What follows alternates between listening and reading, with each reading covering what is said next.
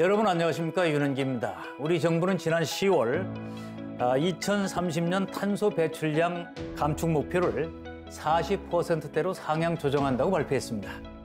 기후 위기 대응에 속도를 내겠다는 강력한 의지 표명인데요. 이에 발맞춰 농업 분야에서도 다양한 탈탄소 프로젝트가 진행 중입니다. 그중에서도 가장 주목받고 있는 프로젝트가 있습니다. 바로 영농형 태양광입니다.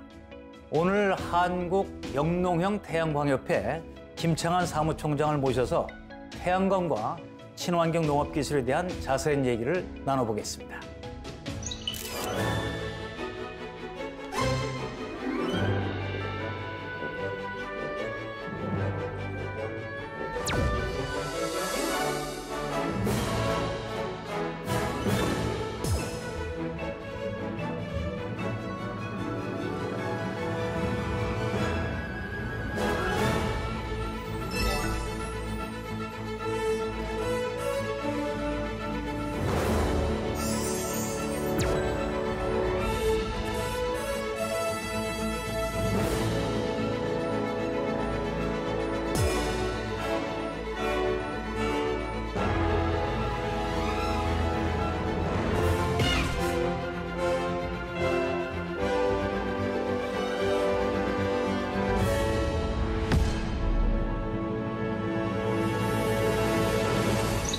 안녕하세요.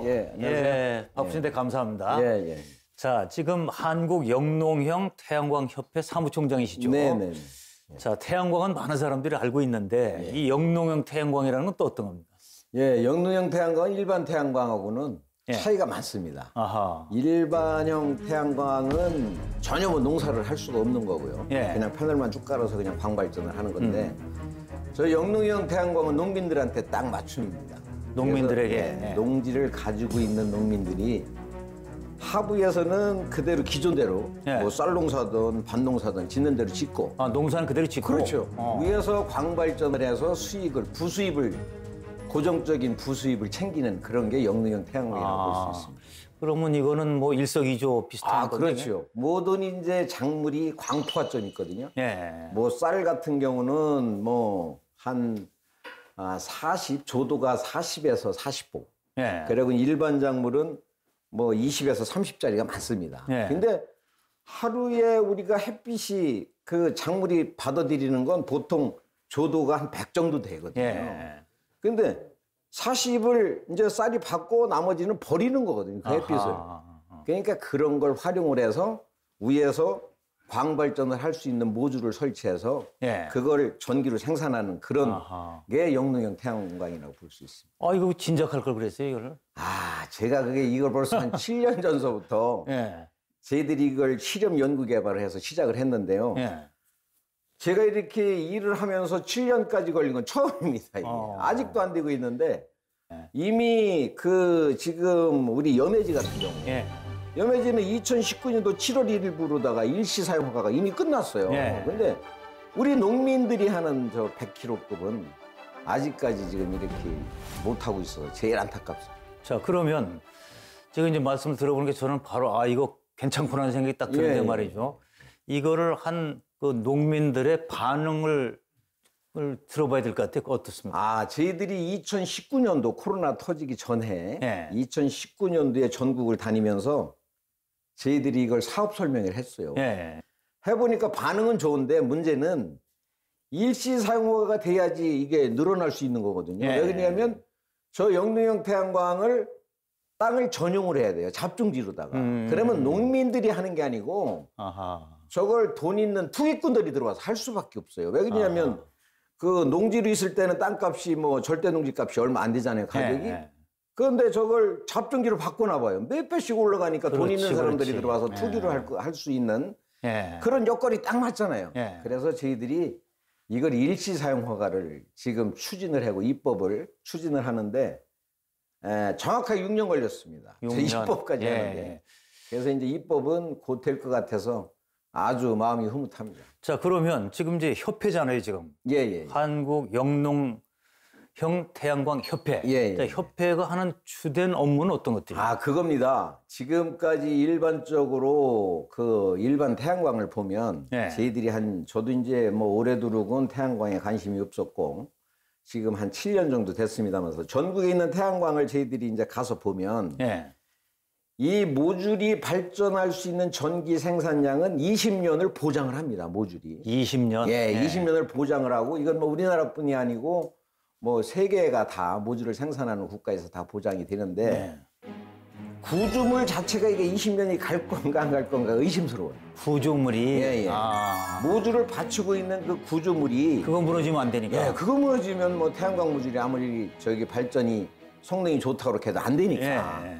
그래서 저희들이 더 이상 이제 농민들이 만약에 이 영농형 태양광을 하기로 말하면 더더군다나 농지에다가 설치를 해야 되잖아요. 그리고 일반 태양광보다도 더 또 견고하게 또 해야지. 농기계가 다니면서 부딪힐 수도 있고. 맞아요. 그리고 여름에 뭐 태풍 이것도 막아야 되고. 그래서 이런 부분들을 해결하기 위해서 저희들 협회를 만들어서 아무것도 모르고 있는 농민들한테 사전에 설명회를 해서 그런 사람에 한해서 영농형 태양광을 할 수 있도록 이렇게 하는 게 이제 저희들 협회가 이제 하는 목적이죠. 그래서 설명을 하면서 이제 보급을 하는 거네요. 그렇죠. 보급을 하는데 지금 일반 태양광 현재로 봐서는 제가 보기에는 20년이 안 갈 수 있는 그 태양광도 많습니다. 현재. 그러니까 하되 제대로 만들자. 그렇죠. 그거를 현재 지금 저 뒤에 화면에 보이는 거. 저게 이제 지금 현재 모델입니다. 저거는 그러니까 발전시킨 거네. 그렇죠. 그러니까. 저거는 영농형 태양광은 가변이 돼야 되고요. 첫째 모듈이 하프 사이즈입니다. 그래서 70%가 햇빛이 들어가고요. 30%만 차단이 되는 거예요. 그러니까 70%가 햇빛이 들어가기 때문에 보통 어떠한 작물도 수확이 다 가능한데 문제는 이제 저희들이 6년 동안 실험해 본 걸로 봐서는 1%에서 18% 감소율이 생겨요. 대신에 품질 면에서는 큰 문제가 없고요. 감소가 또 늘어나는 경우도 있어요. 지금 이제 뭐 독일이나 프랑스 같은 데는 주로 이제 그 비간화 갖고 가뭄 현상이 엄청 심한 지역이 많거든요. 그리고 프랑스로 예를 들어 보면 그 포도가 이제 많이 생산을 해서 와인을 이제 많이 이제 즐기고 하는 나라인데 포도가 당도가 너무 많이 올라가서 이게 와인이 안 되는 거예요. 그래서 그런 데는 영농형 태양광으로 어떻게 하느냐면 햇빛을 가려서 조절하는구나 그것들. 햇빛을 가려서 당도를 낮추는. 그러니까 어떻게 보면 품질을 더 좋게 만드는 거예요. 와인 닮은 맛이 없어요. 그러니까 지금 저 영농형 태양광이 앞으로 우리는 일본에서 도입해서 들어왔지만 이제는 우리 한국 농민들한테는 딱 좋은 아주 모델이에요. 작물의 뭐 내용이랄까 성분을 조절할 수도 있는. 그렇죠. 얼마든지 조절이. 저게 가변이 됩니다. 만약에 비가 많이 올 때는 수직으로 세워서 빗물이 그냥 그대로 농지나 떨어지게 하고요. 만약에 태풍이 불으면 아주 심한 태풍이 불으면 옆으로 눕혀서 바람의 저항을 안 받게 만들어주고요. 그리고 보통 이제 농사가 이제 한 6개월, 1년 중에 한 6개월 농사거든요. 6개월은 휴경입니다. 땅이 쉬고 있어요. 안 짓는 기간이 있죠. 안 짓는 기간이 있어요. 그런 기간에는 태양하고 모듈하고 맞춰서 발전을 더 많이 되게 해서 농가 소득이 창출될 수 있도록 이렇게 유도해 나가는 하여튼 뭐 이거는 1년 내내 할 수 있는 거니까. 그렇죠. 그래서 지금 저희들이 저게 법안만 통과되면 내년 봄서부터는 이제 본격적으로 이제 시설을 할 수 있거든요. 그래서 농민들한테 엄청나게 큰 도움이 되지 않을까 이렇게 생각합니다. 자, 그러면 전국을 많이 현장을 다녀보셨죠, 이제? 그렇죠. 그래서 전국에 지금 44개가 있습니다. 사이트가. 근데 제대로 영농형에 적합하게 구조물을 설치한 데가 별로 없습니다. 그 이유는 일반 태양광을 하던 사람들이 구조물을 설치했기 때문에. 그래서 저희들이 표준을 만들어서 협회에서 표준을 만들어서 이 정도 간격하고 이 정도 기둥 굵게 하고 높이는 어느 정도 하고 모듈은 어떤 사이즈로다가 써야 된다는 걸 저희들이 만들어 놨어요. 영농형에 맞춰서. 그렇죠.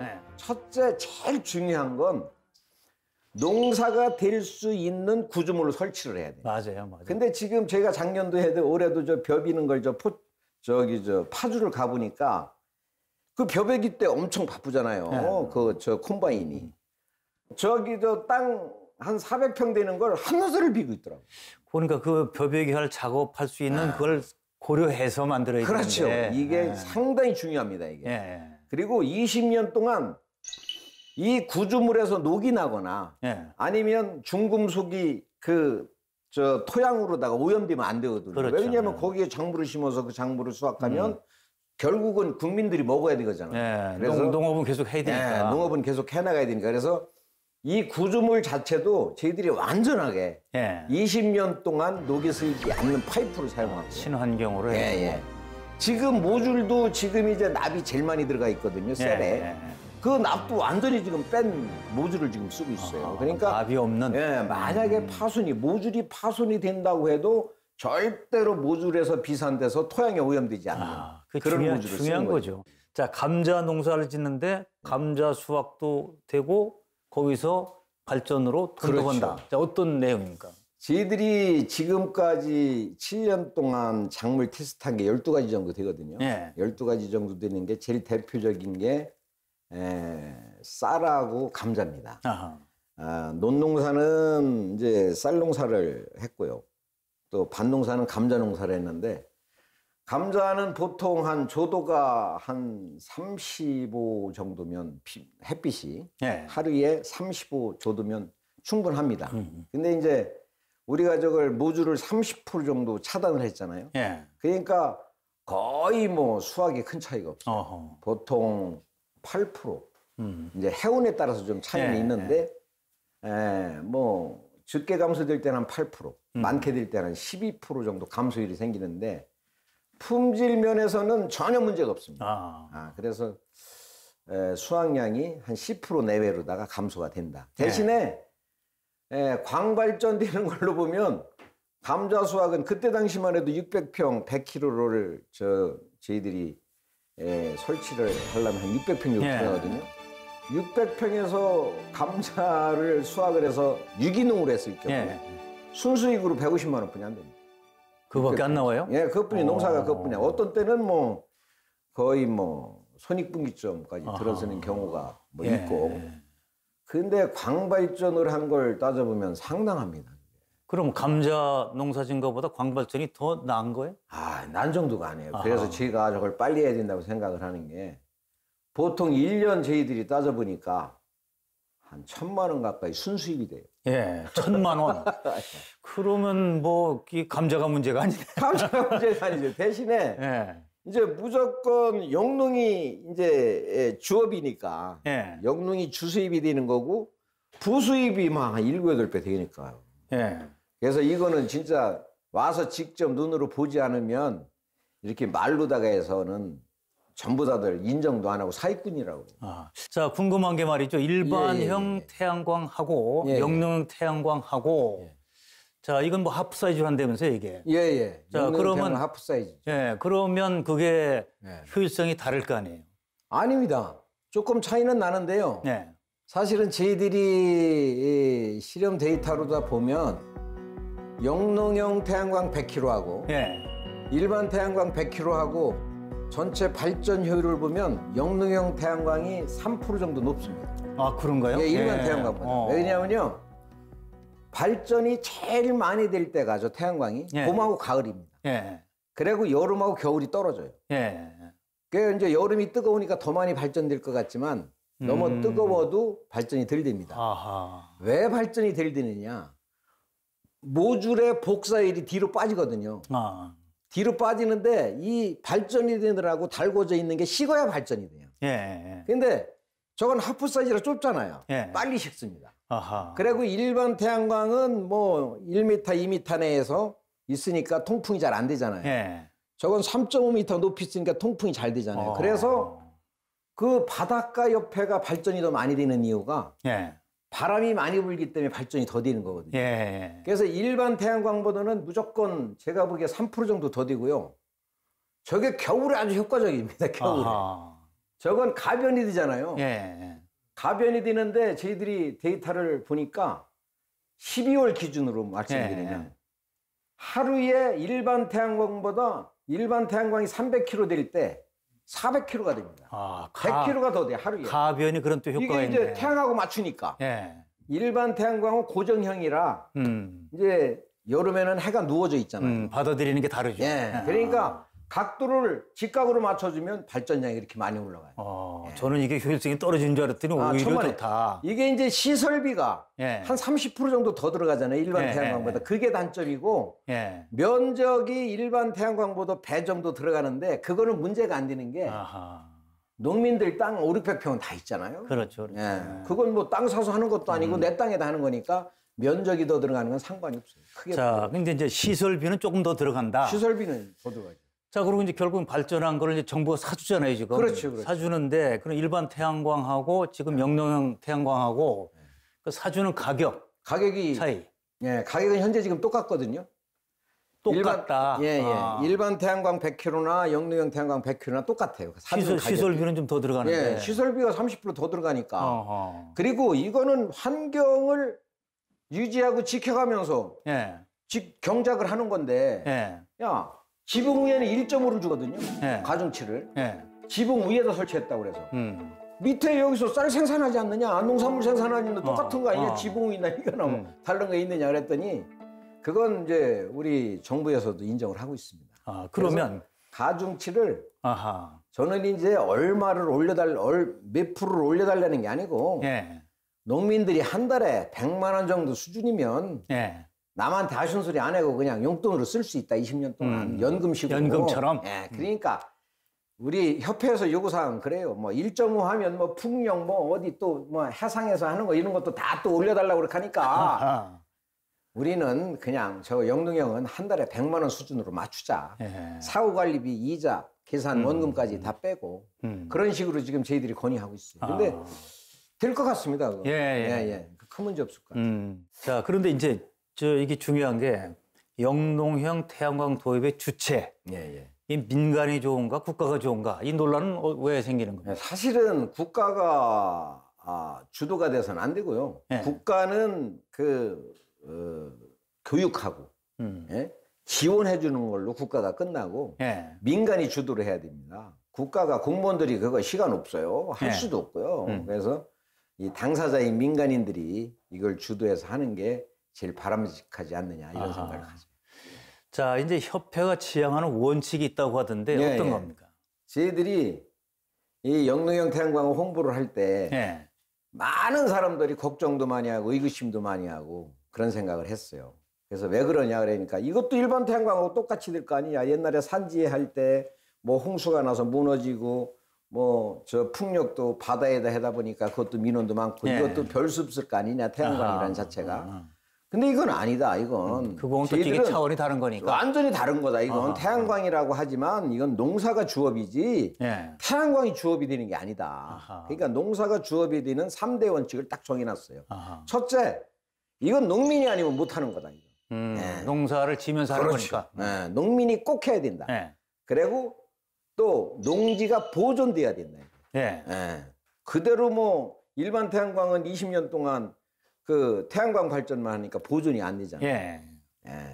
그리고 영농이 지속돼야 된다는 거죠. 이거 3대 원칙을 가지고 저희들이 추진을 하는데 그렇게 되면 돈이 있는 사람들, 도예지 있는 사람들이 들어올 수가 없고 땅을 가지고 있는 농민들만 영농형 태양광을 할 수 있는 겁니다. 농업인이 주체가 돼서 하는 거다. 거기다 100kg 이상을 해주지 말자.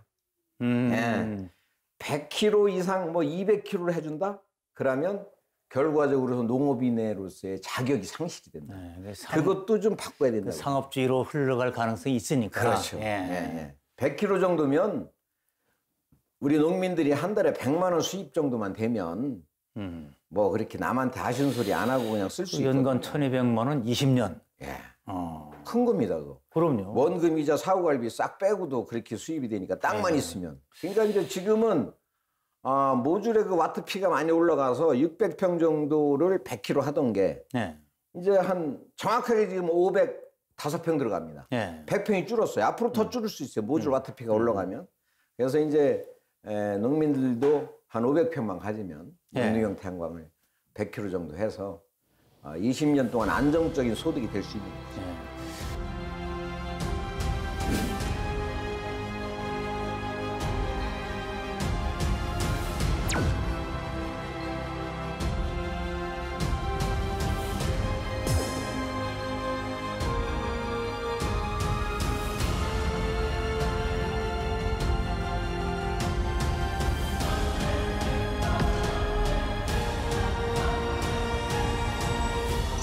청년 농부 때부터 유기농 전도사 소리를 들으셨다고 하는데 예. 자, 유기농 농업, 친환경 농업을 처음부터 하게 된 그 이유가 있습니까? 제가요, 이 농민 데모를 어려서부터 했습니다. 농민 데모? 예. 그래서 농민운동을 오래도록 했는데 이게 사실은 농민운동 하는 자체가 농산물값 가격 안정이거든요. 다른 거 아무것도 없어요. 제값받자. 근데 농산물 값이 뭐 조금만 올라가면 방송 매수하면 막 그냥 두드려갖고 뭐 금값이다 뭐다 난리가 나잖아요. 그럴 수밖에 없어요. 제가 지금 생각해 보면. 왜? 지금 현재로 봐서 전체 국민 5천만 중에 농민 200만 분이 안 됩니다. 농민보다는 뭐 소비자가 더 많으니까. 그러니까 정부가 정책을 하려면 어쨌든 안정적인 정책을 하려니까 그렇게 할 수밖에 없는데 그래도 200만을 살릴 수 있는 길을 찾아줘야죠. 얼마 안 되는데 조금만 관심 가지면 얼마든지 할 수 있잖아요. 제가 그때만 해도 뭐 녹색혁명이라고 그래서 자급자족한다고. 보통 그때는 농약을 한 5-6번 했어요. 초기서부터 시작하면 수학기까지. 그걸 혼자 하루 종일 하니까 아침 뭐 한 9시쯤 나가면 깜깜할 때까지 농약을 했어요. 그러니까 이게 농약 중독이 걸린 거예요. 아하, 이게 몸에 이제. 그러니까 젊어서 그렇게 중독이 걸렸으니까 천만다행이죠. 그래서 야 이거 이렇게 하다 나 죽겠다 그렇게 해서 야 농약을 안 쓰는 농법을 좀 해야 되겠다 그렇게 해서 사실은 그 지금 여기 흑살림연구소 이태근 회장이라고 있어요. 그 친구를 그때 우연히 만나게 돼서 그 사람이 그 흙을 가지고 그렇게 그 미친 사람 마냥 그렇게 하고 있었어요. 그때 당시. 그래서 야 이거 우리가 한번 해보자 그래서 시작을 했는데 91년도서부터 그래. 농약, 비료 전혀 쓰지 않고 이제. 오래되셨네요. 그러니까. 오래됐죠. 그러면 친환경 농업 이걸 처음에 알릴 때 굉장히 힘들었을 거예요. 어렵고 말고요. 가서 얘기하면 꼭 거짓말하고 사기꾼으로 다 취급을 하는 거야. 무슨 놈은 농약을 안 쓰고 비료를 안 쓰고 뭐 농사가 되냐. 뭐든지 처음에 주장하면 그렇게 힘든 거죠. 뭐. 근데 저도 실패를 많이 했죠. 이 땅을 몰라서 그래. 땅을 욕심만 앞섰지 땅에 대한 성질을 모르니까 유기농만 앞세워서 했지 땅을 먼저 만들어야 된다는 생각을 못했어요. 그래서 실패 많이 했습니다. 땅이 우선 건강해야. 그래서 땅을 먼저 만들어 놔야 돼요. 채소함도 일반 토양을 땅을 유기농 땅으로 만들려면 아무리 빨리 만들어도 5년. 그렇지 않으면 10년 정도 걸려야지 유기농 땅이 만들어지거든요. 근데 그걸 뭐 단시간 내에 뭐 한 2-3년 내에 만들려니까 이게 실패가 오는 거예요. 자, 그러면 이 친환경 농산물이라고는 하지만 그것도 이제 내용을 나눠 보면 좀 다르잖아요. 다르죠. 지금 현재 있는 건 무농약하고 전환기하고 이제 유기재배 3개만 있죠. 그래서 이제 무농약은 말 그대로 농약만 안 주는 거예요. 농약 안 쓰는 거. 화학비료는 2분의 1로 줄여서 하는 거고. 전환기는 무농약으로서 이제 유기농으로 가기 2년 동안 이제 화학비료나 농약을 안 쓰고 농사 짓는 게 전환기 유기농이고요. 그래 2년 지나면 이제 유기농으로 갈 수 있는. 유기농이 가능한. 그러니까 땅을 건강하게 만드는 거네. 그러니까 그 기간 동안에. 제일 중요합니다. 자, 이게 농가 수익 그리고 이제 환경 보호, 뭐 지속 가능 이거 이제 고민거리죠. 당장 돈은 벌어야 되는데. 자, 그러니까 친환경 농업을 처음에 이거 보급할 때 현장에서는 무슨 얘기가 나옵니까? 저희가 보는 거 아무래도 간단하지 않았을 것 같아요. 힘들었습니다. 사실 제가 이거 처음 홍보를 하고 친환경 유기농을 시작을 할 때 이게 개인은 안 되니까 장목반을 만들었어요. 장목반을.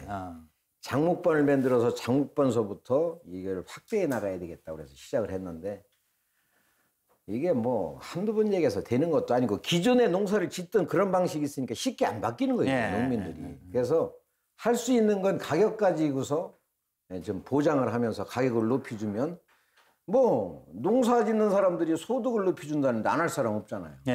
그래서 가격을 좀 높여줘서 이제 해야 되겠다고 해서 시작을 했죠. 그래서 이제 거래처를 이제 여기저기 만들어서 장목반 할 때서부터 사실은 가격을 높여줬어요. 근데 제가 궁금한 것 중에 하나가 친환경으로 농업을 하는 것이 어려운 점이 있을 거 아니에요. 어려운 점 뭡니까? 제일 힘든 게 풀과의 전쟁입니다. 풀과의 전쟁. 제초제를 아예 쓰지를 못하니까 또 풀이 안 나는 토양은 토양이 좋지가 않아요. 그래서 토양이 좋은 풀도 좋은 거지. 살아기가. 토양이 좋아야지 풀도 잘 큽니다. 예. 그러니까 풀과의 전쟁인데 논 같은 경우는 제가 처음에 시작한 게 이제 쌀겨농법부터 시작을 해서 예. 뭐 오리농법 이제 현재는 이제 우렁이 농법까지 와서 오히려 제초제 기존으로 남아 있는 화학성이 제초제 뿌리는 것보다 오리농법을 잘하면 풀이 더 안 납니다. 아, 그래요? 예, 그건 이제 완전히 이제 논에는 성공을 했어요. 예.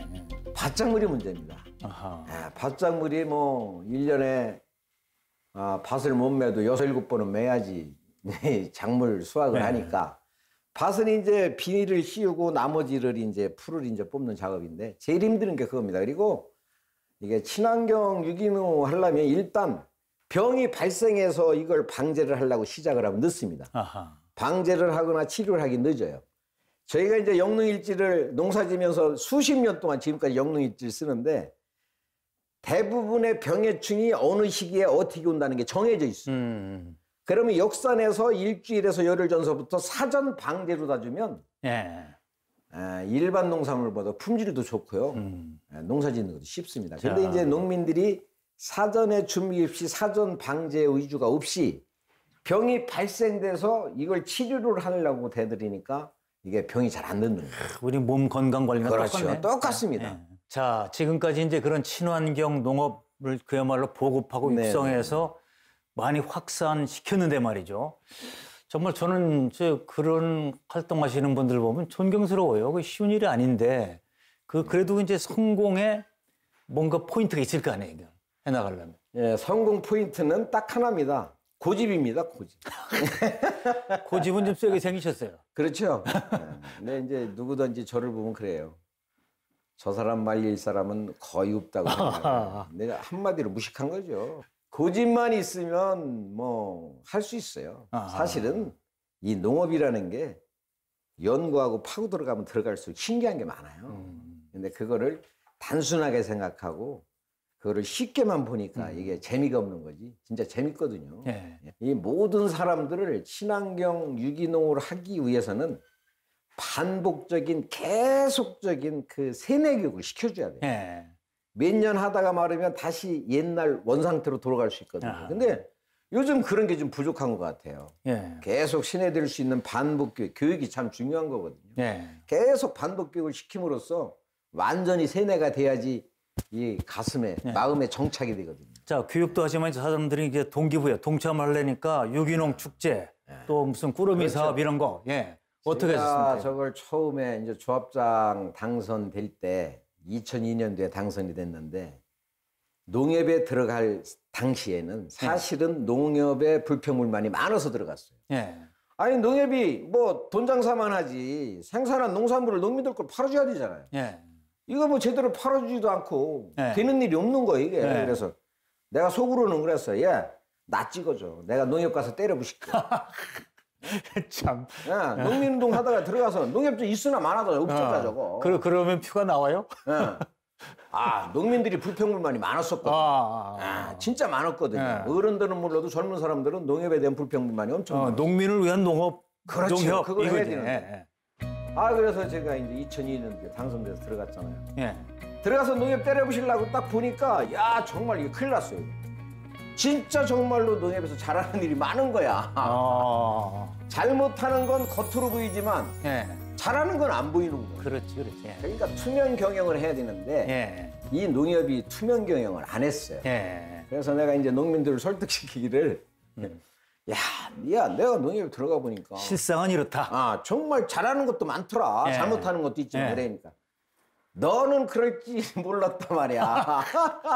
당선되더니 마음 변했냐. 완전히 뭐 사람이 변했다 그렇게 해서 제가 그걸 한 2년 동안 설득시켰어요, 농민들을. 그러고 야, 정말 이제 마음적으로 농민들한테 다가가서 일을 한번 해보자.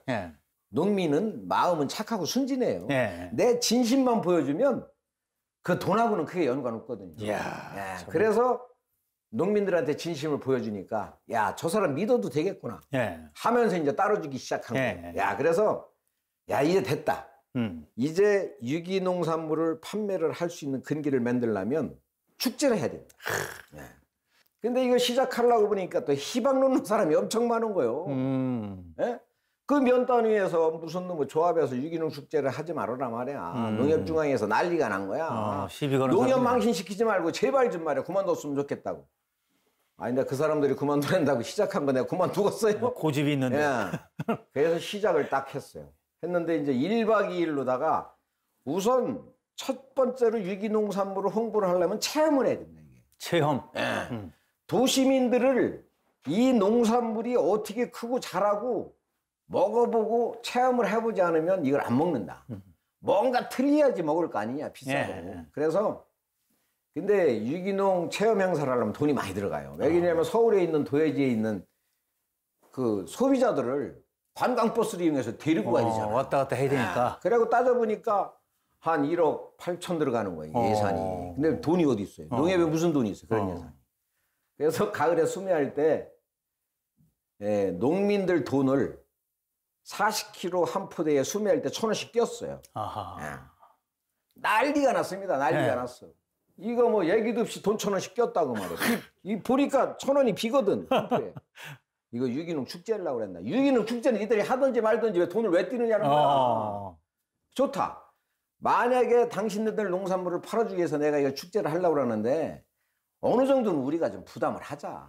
아마 지금까지도 전무후무일 거예요. 농민들한테 돈 걷어서 축제한 건 없을 거예요. 그래서 반강제적으로 해서 돈을 1,000원씩 띄어서 6천만 원을 모았어요. 나머지 1억은 관공서에다가 부탁을 하고 농협중앙회가 또 가서 사정을 하니까 몇천만 원 주더라고요. 우리 돈 모아놨으니. 그렇지. 명분이 있는 거죠. 명분 있잖아요. 근데 뭐 다 희망만 뒀던 사람들이 계속 자꾸 못하게 희망을 놓길래 내가 농림부를 갔어요. 가서 면단위에서 유기농 축제를 하는데 당신들 누구라도 와서 축사라도 좀 해야 될 거 아니냐. 그러니까 그때 마침 이제 저 장태평 장관이라고 그때 재경부에서 농림부로 공무를 해서 오신 분이 있었어요. 저도 잘 아는 분이죠. 잘하시죠. 예, 그럼. 내가 초청장을 딱 가져가서 이제 세계에서 최초로 우리가 축제를 합니다. 그러니까 국장님 꼭 오셔야 됩니다. 그랬더니 자기는 재경부에서 와서 잘 모른 거야. 농림부 국장이 면단위에 가서 이거 진짜 가야 되는 건지 안 가는 거야 되는 건지 가는 줄 알고 오케이를 한 거예요, 나한테. 중앙부축국장은 잘 안 가는데. 안 갔죠. 안 가죠. 거기서 내가 중앙에다 전화를 한 거예요. 거기 자리에서. 그 국장님 계시는 자리에서. 여기 농림부의 장태평 국장이 우리 유기농 축제에 와서 축사를 하신다 그러더라. 이건 또 무슨 소리야, 이거. 난리가 났습니다. 중앙회에서 한 5일 남겨놓고. 행사 한 5일 남겨놓고. 그러니까 뭐 난리가 났으니까 뭐 그냥 이거 잘못하면 농협 망신한다고 그냥 중앙에 와서 도와주기 시작하는데. 기왕하는 거 제대로 하자. 그렇지, 제대로 이제 하자 이거지, 이제. 그렇게 해서 진짜 오셨어요. 그때부터 이제 활성화되기 시작해서 저희들이 2004년, 5년, 6년, 7년, 4년을 했어요. 그래서 모여서 뭘 한 거예요, 이렇게 모여가지고. 직접적으로 이제 토마토 체험하고, 모심기 체험하고, 그 행사를 하는데 유기농 쌀로 빚은 걸로만 행사를 했어요. 그 도시민들이 오고, 그렇죠. 소비자들이, 그리고 이제 농업인도 같이 참여하고. 그게 한 10,000명 첫 해야. 10,000명? 10,000명. 아이고, 참. 그때 당시에 이제 회의하고 저희하고 우창농협하고 그 MOU가 체결이 돼서 꾸러미 사업을 시작할 때 농산물 꾸러미 사업. 이 꾸러미 사업은 요새는 많이 보급돼 있는데. 그렇지. 우리나라에서 최초죠. 저희가 처음 시작했으니까. 그래서 이제 그런 식으로 연결을 해서 한 10,000명을 하고 나니까 행사가 딱 되고 나니까 그 이듬해서부터 계속 1,000원씩 내서 대성공. 농산물 가격 달라는 대로 다 팔아줬어요. 자, 그리고 이제 1999년 친환경 농업으로 신지식 농업인으로 선정되셨다고요? 그때 당시는 뭐 신지식 농업인이 처음 김대중 정부 시절에 처음 생긴 거거든요. 그때 신지식인이라는 용어가 처음 생겼으니까. 사실은 제가 이제 1999년도에 될 때는 유기농에 이제 한참 관심 있게 시작할 때 그때는 거의 주위에서 없었을 때니까 아마 쉽게 신지식 농업인이 됐지 않았나 이렇게 생각을 해요. 근데 쉽게 될 리가 있나요? 나서가도 부담이 되는 게 야, 이거 신지식 농업인이면 신지식 농업인답게 뭐를 해야 되는데. 그렇죠. 그래서 제가 이제 조합에 들어간 것도 사실은 이 친환경 유기농업을 활성화시키기 위해서 들어가겠습니다. 그래서 이게 그 조직을 가지고 있는 큰 조직을 가지고 있는 농협이 예. 농민들이 하는 걸 좀 앞서서 좀 지도 좀 했으면 좋겠다. 예산도 좀 있잖아요, 농협에는. 예. 그래서 제가 2002년도에 조합장이 돼서 2003년도에 중앙회에다가 예. 친환경 사업단을 만들었어요. 예. 아하. 처음으로 다 농협이 생긴 일이 처음으로 만들었어요. 의미가 있는 일이네. 예. 그래서 제가 이제 사업단을 만들어서 그때서부터 지금까지 쭉 농협이 아주 역할을 크게 하고. 그거야말로 큰 일이네. 큰 일이에요. 예. 큰 엄청나게 큰 기반을 다져놓은 거니까 이제. 네. 그래서 예. 농민들이 생산한 농산물을 어쨌든 제값은 뭐 아주 높은 가격을 받는 게 아니고 적당한 제값을 받게 해주는 건 우리 농협에서 해야 될 역할이 아니냐. 적정 가격을 받아야 살고 그렇죠. 지속 가능한 거니까. 예, 맞습니다. 자, 농협 흑사랑 대표도 하셨죠. 예, 흑사랑 대표는 제가 뭐 처음에는 의도가 없었습니다. 예. 가려고 하는 의도가 없는데 마침 여기 우리 동네에서 가까운 계산에 예. 중앙에 자회사 퇴비 공장이 하나 있더라고요. 그래서 그 퇴비 공장을 제가 가겠다고 그랬어요. 예. 그랬더니 거기 가면 똥냄새 나고 그 험한 데를 왜 가느냐고 말이야. 그래서 그래서 거기 보내주라고. 보내주면 아주 감지덕지하고 잘 가서 있겠다고. 예. 그래서 거기로 갔어요. 어허. 제가 거기 간 건 우리나라의 그 퇴비가 보통 심각한 게 아닙니다. 예. 저는 이제 조합장 할 당시에 전국 친환경 농업 협의장을 제가 2년을 했거든요. 하면서 전국을 퇴비 공장을 다니면서 퇴비를 샘플을 떠다가 제가 다 실험을 해보고는 유기농에 좀 쓸 수 있는 퇴비를 찾다 못 찾았어요. 아하. 그래서 이제 거기 가서 딱 가보니까 야 이거다. 여기서 내가 1년 안에 이게 유기농 퇴비를 내가 만들어야 돼. 예. 뭐 시설은 다 갖춰 있으니까. 그래서 한 1년 동안 제가 연구 개발을 거기서 했죠. 예. 그래서 완전히 유기농 퇴비로 만들고 유기농 퇴비로 만들어서만은 안 될 것 같아서 그걸 펠렛하면 소 사료 마냥 동글동글하게. 예. 왜 그러냐면 인력도 부족하고 고령화돼 있어서 뿌리가 첫째 좋아야 되잖아요. 그래서 아주 고농축을 시켰죠. 그래 그걸 특허를 냈어요. 그 이제 운반도 편하고. 예. 예. 뭐 100% 옮길 때 50%만 옮기면 되니까. 예. 그래서 고농축을 시켜서 펠렛을 만들고 이것을 펠렛 만드는 걸 저희들이 성형화해서 이걸 특허를 냈어요. 예. 특허를 낸 이유는 내가 만들어 놓고 특허를 안 내고 다른 사람이 특허를 내면 내가 특허비를 또 쥐어야 되잖아요. 예. 그래서 특허를 내면서 오픈을 시켰어요. 아하. 대한민국에 있는 퇴비 공장이 다 따로서 해라. 아. 이게 결과적으로 따로서 해서 생산해서 이게 나가면 농민들한테 나가고 농민들한테 나가게 되면 토양이 좋아지는 거니까 이걸 싹 오픈을 해버렸어요. 그럼 뭐 대한민국이 좋아지는 거죠, 사실은. 예. 대한민국의 땅이 좋아지는 거죠. 예. 그래서 오픈을 했더니 아쉽게도 아직까지 그 퇴비를 만드는 회사가 없어요. 아하. 결과적으로 뭐냐면 농협은 정직하니까 농협은 마진 딱 그것만 붙여서 판매가 되잖아요. 예. 근데 일반인들은 그 마진 붙여서는 안 되는 거예요. 아하. 이게 손익이 안 들어서는 거야. 그러니까 농협에 파는 가격은 있으니까 그 가격보다 높게는 못 받잖아요. 안 팔리니까. 그러니까 이제 그 가격을 딱 붙여서 이제 저희들이 오픈을 해버렸죠. 생산은 그런데 수요는 어때요, 수요? 수요가 이게 이 퇴비 시장이 엉망진창이요. 이 거래되는 거 보니까 제가 1년에 처음에 그 펠렛 퇴비를 개발을 해서 판촉을 팔아야 될 거 아니에요. 제가 한 해에 7만 5천 킬로를 뗐습니다. 7만 5천 킬로. 팔려면 돌아다녀야 됩니다. 그렇죠. 예, 만나야 되고. 차가 보통 니스차가 3년이거든요. 2년 차니까 완전히 승용차가 도락구 소리가 나는 거야. 트럭 소리가 나는 거야. 차가 골병 들었어. 골병 들었어. 2년 동안 다니는데 이게 퇴비 공장이 얼마나 이게 시장이 힘들으냐면요. 홍보를 하지 않고 직접 상대를 하지 않으면 안 팔립니다. 아무리 좋은 퇴비도. 그리고 요즘 같은 경우는 또 뿌려주는 데까지 있어요. 퇴비. 근데 요즘 제일 큰 문제가 뭐냐면 폐기물입니다. 폐기물을 퇴비화 시켜서 이걸 농가한테 공급하고 있는. 그 위험한데. 진짜 위험한 발상이거든요. 이게. 내가 농민들한테 그렇게 내가 간곡하게 호소도 하고 다니면서 홍보도 했는데 퇴비는 절대로다가 뿌려주는 거 쓰지 말으라고. 뿌려주는 건 어쨌든 나쁘니까 뿌려주면서까지 팔을 거 아니에요. 뭔지 알 게 뭐냐. 그리고 폐기물이 많이 들어가 있어요. 자, 요새 뭐 ESG가 이제 그러지 않아도 이제 사회적 화두가 되고 있는데 맞아요, 그런 개념이죠, 다. 예, 예. 그리고 그런 작업을 해 오셨기 때문에 예. 농업에는 땅의 힘이 중요하다. 이 생각을 가진 거군요, 그러니까. 그러니까 이게 제일 중요한 건 땅의 힘인데 땅의 힘을 높일 수 있는 건 퇴비뿐이 없어요. 그래서 이게 우리 농민들이 한편으로 보면 땅에 대한 욕심은 많아요. 그러니까 너무 투자를 땅에 대해서 너무 과잉을 하는 거예요. 뭐를 비료를 주던 퇴비를 주던 너무 많이 줘서 문제가 되는 거예요.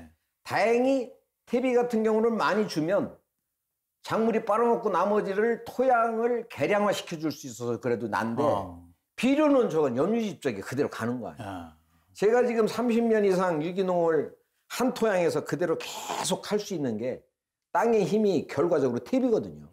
내가 얼마나 땅 관리를 잘했느냐에 따라서 30년 동안 농사가 되는 거지 토양 관리가 계속적으로 제대로 해야만이 주산지가 오래도록 버티는데 토양 관리가 제대로 안 되니까 바뀌는 건 자꾸. 그래서 제일 안타깝습니다. 이 사람은 거짓말을 해도 이 토양은 진짜 거짓말을 안 하거든요. 사람으로 따지면 기초 체력이 돼야 맞아요. 뭐 건강 유지가 되는 거니까. 그래서 우리나라 환경을 살리려면 제가 이제 지금 이제 우리 영농형 태양광 저걸 가지고 입법화 시작을 하잖아요. 제가 지금 앞으로 해야 될 일은 그거라고 해요. 영농형 태양광을 하는 곳은 무조건 유기농 태양광을 해야 됩니다. 그거 아주 중요한 거네. 제가 왜 그런 생각을 했느냐면요. 요즘은 저 기후 이변으로 인해서 하나다 그 농산물이 어떻게 변형이 돼서 생산될지 누구도 장담을 못해요. 근데 제가 유기농을 오래도록 해보니까 작물이 신기한 게 있어요. 이게 보답을 해주는 것 같아요. 농민한테. 뭐냐면 화학비료나 농약을 쓰면 그 해의 해운에 관계없이 올해 해운이 나빠도 지 맘대로 막 크게 돼 있어요. 주는 대로 커야 되니까. 근데 농약 비료 빼고 유기농 농사를 짓잖아요. 지가 알아서 앞을 알아서 큽니다. 야, 올해는 바람이 많이 불을 것 같아. 올해는 날이 더울 것 같아. 올해는 추울 것 같은 걸 지가 스스로 알아서 자라요. 자연의 섭리가 있는 거예요. 그렇죠. 앞으로 제가 꼭 농민들의 소득도 보장이 되고 안정적인 소득을 20년 동안 마르고 닳도록 하려면 유기농 태양광을 해야 됩니다. 첫 번째로 제가 아주 강조해서 말씀드리고 도해지에 있는 사람들이 사실은 귀농하러 와서 5년 이내에 다시 다 올라가잖아요. 왜? 계산상으로 따져보니까 본전이 안 되는 게 내려와서 농사 져봐야. 근데 귀농하는 사람들 저런 걸 하나씩 해주고 고정적인 수입이 되면 왜 올라갑니까? 그리고 귀농인들이나 창농인들이 지금 우리 농촌에 마을 단위로 2~3명만 딱 들어오면 마을이 바뀝니다. 새로운 방식으로. 새로운 붐을 불어넣을 수 있어요. 그런 사람들 딱 내려오면서 이렇게 대접을 해서 그 사람들 주축으로 해서 농촌 마을이 좀 변화가 좀 올 수 있지 않느냐 이런 생각을 갖거든요. 근데 농산물 가격 가지고는 절대로 앞으로 어느 정부가 들어와도 보장을 받을 수 안 됩니다.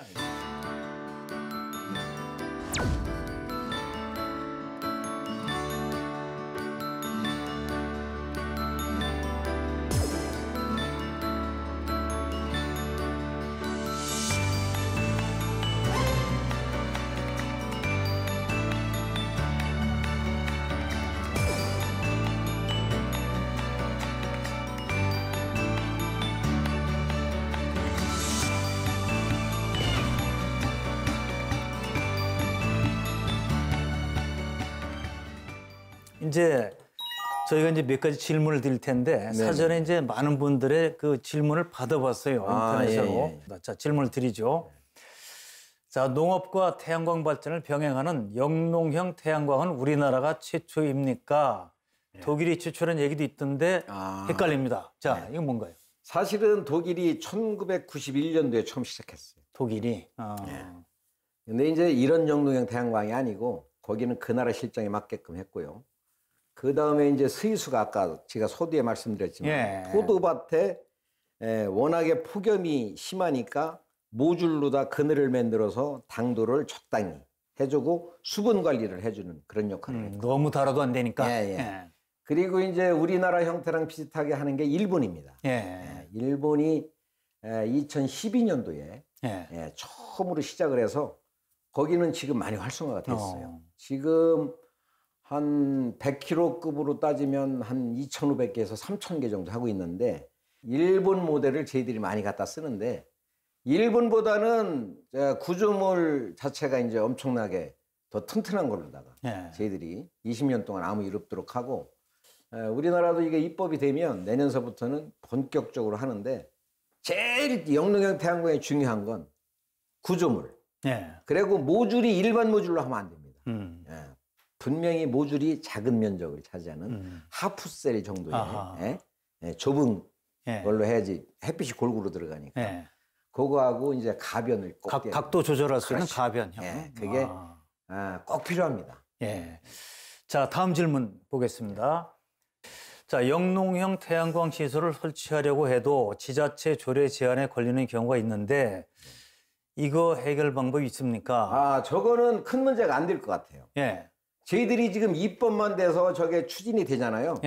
되면 이 조례 자체를 만들어 놓은 게 외부인들이 와서 투자를 하기 때문에 조례를 만들어 놓은 거거든요. 사실은 지역에 있는 농민들 때문에 조례를 만들어 놓은 건 아니에요.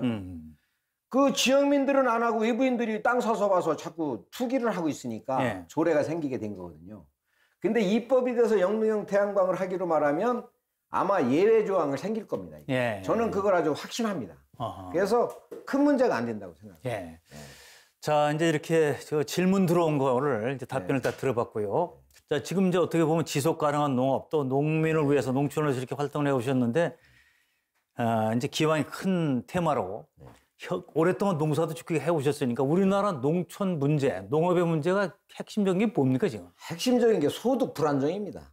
소득 불안정. 그리고 그 일관성 있는 정부의 그 정책이 이어져야 되는데 이것이 수시로 바뀌니까 어디다가 잣대를 대고 어떻게 결정할지를 모르는 거예요, 이게. 뭐 한 가지 지금 예를 들어서 말씀드리면 나는 퇴비 보조금을 정부에서 지원하던 걸 왜 지자체한테 떠대미는지 모르겠어요.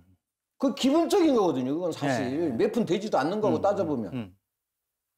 그런 예산을 그걸 정부가 좀 주도적으로 해서 토양부터 좀 살릴 생각을 하는 게 아니고 이걸 지자체는 또 무슨 돈이 있어요.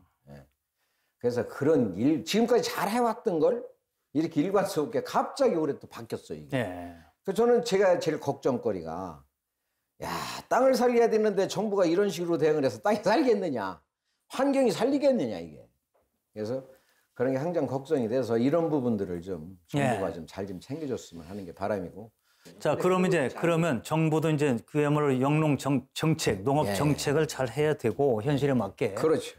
그럼 이제 이런 문제를 해결하기 위해서 농업인들은 뭐가 그렇죠. 어떻게 달라져야 됩니까? 농업인들도 이제 가끔 가다 보면은 뭐 갑자기 그냥 뭐 큰 돈을 노리는 그런 사람들도 있거든요. 엉뚱한 생각을 가지고 있는 사람들도. 농민들도 이제 생각을 바꿔야 됩니다.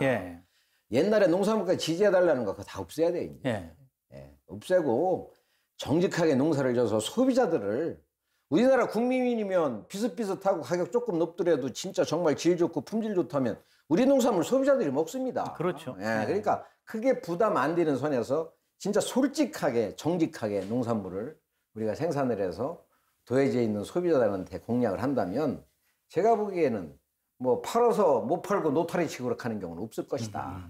그게 이제 우리 농민들이 꼭 다짐해야 되지 않겠느냐. 농업은 곧 안 봅니다, 사실. 우리가 농산물이 뭔가 좀 조금 부족하면 수입 농산물 가격이 그 가격에 들어오지 않고 높아지잖아요. 그래서 농업이 아니면 사실 우리 농민들이 농사를 전혀 짓지 않고 논을 갖다가 전부 다 물고를 파놓으면 100mm의 비만 와도 홍수가 일어나고 그래요. 사실은 그 논이 담수하고 있는 게 소양 때문에 19배입니다. 이런 게 홍수 조절 역할도 해주고 농사를 짐으로써 환경도 또 많이 또 보존이 될 수 있도록 만들어주잖아요. 그래서 농업 없는 산업은 이루어질 수 없다고 저는 이렇게 강력하게 요구합니다. 자, 이제 내년 3월이면 이제 대통령 선거 있잖아요, 이게. 자, 차기 정부의 농업 관련해서 이 에너지 정책, 예, 예. 뭐 어떻게 하면 좋겠어요? 뭐 생각하신 게 있나요?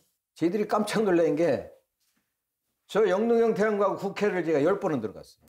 예, 이거 입법하려고. 예. 설명을 일단 해야 되잖아요. 근데 전부 다 그 국민의힘 야당 의원들도 이거 설명하면 다 좋다는 거예요. 다. 아, 설명을 하면. 예, 설명을 하면. 저도 오늘 많이 배웠는데 예, 예. 일반하고도 예, 완전히 차이가 다르니까. 나고 농민들한테 20년 동안 지속적으로 마르고 닳도록 연금이 될 수 있는 건데 우리가 왜 반대하겠느냐. 예, 예.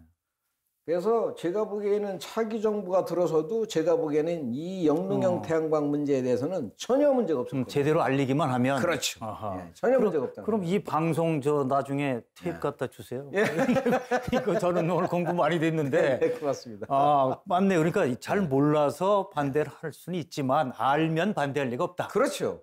저희들이 그 영농형 태양광 현장에 저희들 사이트에 한 1,500명 정도 왔다 갔을 거예요. 그동안이요.